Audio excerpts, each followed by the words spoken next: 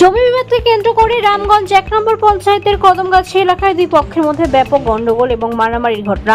সংঘর্ষে দুই পক্ষ মিলিয়ে মোট ৫ জন আহত। গুরুতর আহত রব্বা খাতুন বর্তমানে শিলিগুড়ির একটি বেসরকারি নার্সিংহোমের আইসিইউতে চিকিৎসাধীন। স্থানীয় সূত্রে জানা গেছে ৩ দিন আগে দুই পক্ষের মধ্যে একই জমি নিয়ে বিবাদ দেখা যায়।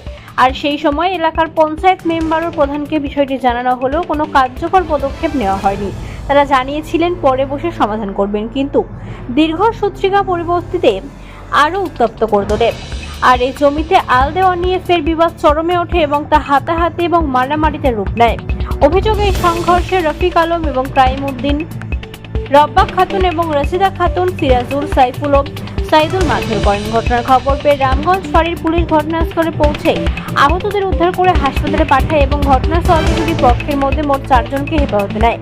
গুরুতর আহত রব্বা খাতুনকে রামগঞ্জ প্রাথমিক স্বাস্থ্য কেন্দ্র থেকে ইসলামপুর মহকুমা হাসপাতালে পাঠানো হয়। পরে সেখান থেকে শিলিগুড়ি নার্সিংহোমে স্থানান্তরিত করা হয়। তার মাথায় গভীর আঘাত, রক্তক্ষরণ এবং আশঙ্কাজনক অবস্থা থাকার কারণে আইসিইউতে রাখা হয়েছে। বাকি আহত ৩ জন ইসলামপুর মহকুমা হাসপাতালে ভর্তি রয়েছেন। ঘটনার তদন্ত শুরু করেছে রামগঞ্জ থানার পুলিশ। বলছি কি হয়েছে ঘটনাটা? ঘটনাটা এটা হয়েছিল যে আমার বাড়িতে আমরা তো বাবা মা আমার ছিল, জমি নিয়ে কেস হয়েছে। আমরা সবাই ওখানে দাঁড়িয়েছিলাম জমির পাশে। তো ওরা জমিতে মানে দখল করে নিয়েছে।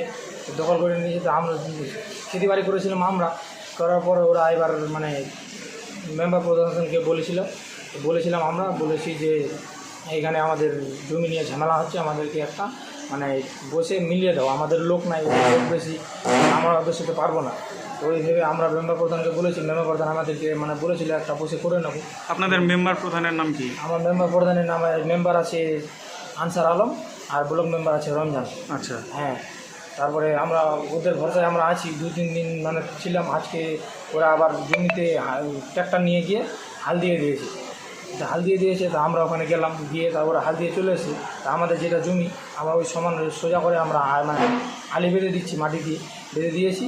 বেঁধে দেওয়ার পর আমরা ওখানে দাঁড়াচ্ছি, আর ভাই আর বাবা নিচে ছিল, আমি দাঁড়িয়ে দেখছি। ওরা সবাই মোটামুটি 5-6 জনা চলে এসে মানে ওইটা সবাই বলছে তা এখানে তোমরা আলি কেন বাঁচতেছো, আমাদের জমি, আমার বাঁধবো না, কেউ বাঁধবে। ওরা বলছে তোমাদের বাদে কোনো লাভ নাই, যদি আমাদের যদি লাভ নাই তোরা কাগজ দেখা, কাগজ যদি তোরা কাগজে পাবি তাহলে আমরা জমিটা ছেড়ে দেবো। তো বলছি দিদি কি হয়েছিল আজকে? আজকে কি হয়েছে? যখন আমার শ্বশুরকে মারতে গিয়েছিলো, আমি ভিডিও করতে গিয়েছিলাম। আমি যে ভিডিও করবো, যার যেমন মারছে ও ঠিক, তো ওখানে ভিডিও করতে আমার সাথে জবরদস্তি করতেছে। তো তুমি কেন ভিডিও করছি? দুজন আমাকে ধরে নিয়ে আসে, সাইদুল আর সেইফুল আমাকে জবরদস্তি পাড়ায় নিয়ে এসে। আপনাকে ওকে মেরেছে? হ্যাঁ, আমাকে মেরেছে, এখানে পাশে মেরেছে, পাশে কোথায় এখানে মেরেছে, আপাতত চিয়ে দিয়েছে। তখন তো আমি চেন করেছি, আমাকে নিয়ে আমাকে জবরদস্তি করতেছে। ওরা কি দিয়ে মেরেছিল? আমাকে লাঠি দিয়ে। লাঠি দিয়ে মেরেছে? হ্যাঁ, লাঠি আর আপনার শ্বশুরকে?